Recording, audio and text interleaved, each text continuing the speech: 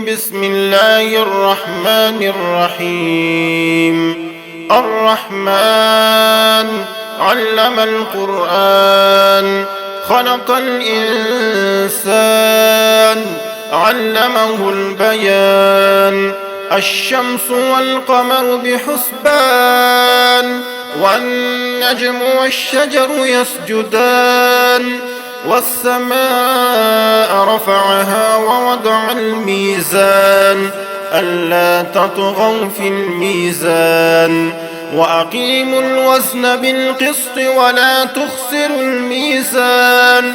والأرض وضعها للأنام، فيها فاكهة والنخل ذات الأكمام، والحب ذو العصف والريحان. فبأي آلاء ربكما تكذبان؟ خلق الإنسان من صلصال كالفخار، وخلق الجان من مارج من نار. فبأي آلاء ربكما تكذبان؟ رب المشرقين ورب المغربين، فبأي آلاء ربكما تكذبان؟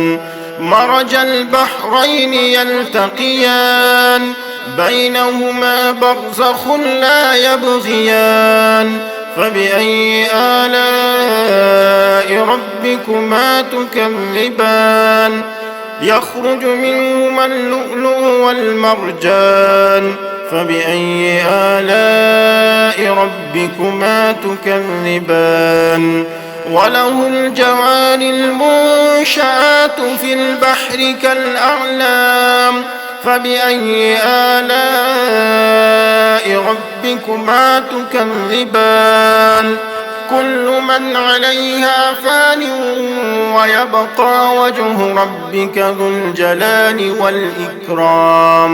فبأي آلاء ربكما تكذبان؟ يسأله من في السماوات والأرض كل يوم هو في شأن. فبأي آلاء ربكما تكذبان؟ سنفرغ لكم أيها الثقلان. فبأي آلاء ربكما تكذبان؟ يا معشر الجن والإنس إن استطعتم أن تنفذوا من أقطار السماوات والأرض فانفذوا، لا تنفذون إلا بسلطان. فبأي آلاء ربكما تكذبان؟ يرسل عليكما شواظ من نار ونحاس فلا تنتصران. فبأي آلاء ربكما تكذبان؟ فإذا انشقت السماء فكانت وردة كالدهان. فبأي آلاء ربكما تكذبان؟ فيومئذ لا يسأل عن ذنبه إنس ولا جان. فبأي آلاء ربكما تكذبان؟ يعرف المجرمون بسيماهم فيؤخذ بالنواصي والأقدام. فبأي آلاء ربكما تكذبان؟ هذه جهنم التي يكذب بها المجرمون، يطوفون بينها وبين حميم آن. فبأي آلاء ربكما تكذبان؟ ولمن خاف مقام ربه جنتان. فبأي آلاء ربكما تكذبان؟ ذواتا أفنان. فبأي آلاء ربكما تكذبان؟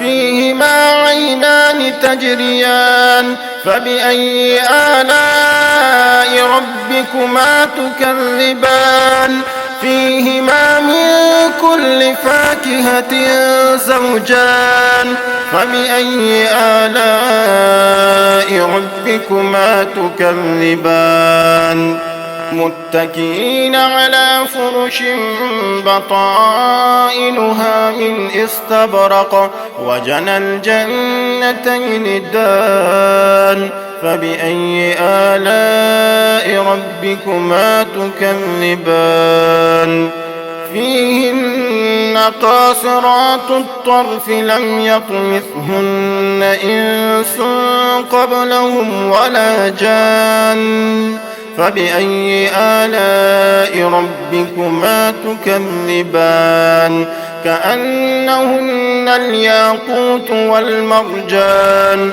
فبأي آلاء ربكما تكذبان هل جزاء الإحسان إلا الإحسان فبأي آلاء ربكما تكذبان ومن دونهما جنتان فبأي آلاء ربكما تكذبان مدهامتان فبأي آلاء ربكما تكذبان فيهما عينان نضاختان فبأي آلاء ربكما تكذبان فيهما فاكهة ونخل ورمان فبأي آلاء ربكما تكذبان